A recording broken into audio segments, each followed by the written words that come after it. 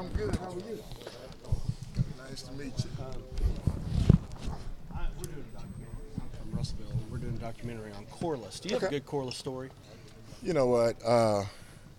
Back when I was in high school, uh, everybody knew who Corliss was, and when we was growing up, everybody just kept saying Big Nasty," and a lot of people don't understand that he was nasty on the court, and that body, the size that everybody knew.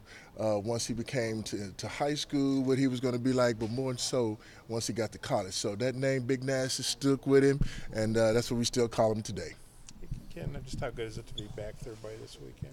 You know what? This is home. I don't get a chance to come back home, but to see the brothers is what you call family, who you always cherish for the rest of your lives. And you know, back when we won it, a lot of us didn't realize what we accomplished. You don't realize that until you get a little older and start having kids and start reminiscing about all the things we had to do to sacrifice to get to this point. So I would tell you, anytime I can come home, this is what home is all about, a family reunion.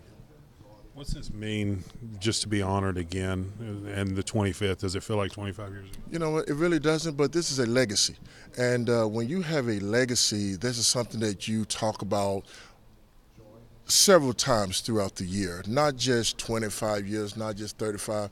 This is something that people's going to always talk about because, you know, we was once the first to do it.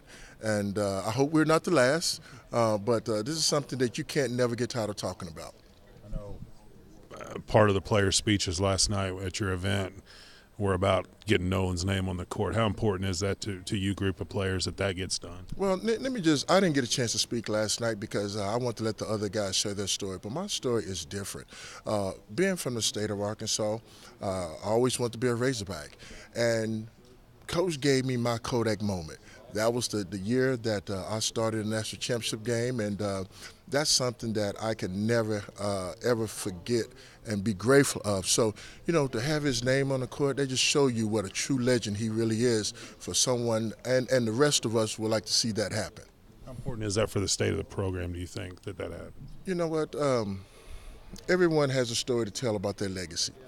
And if that does to come to life, that would be something that only a dream could come true.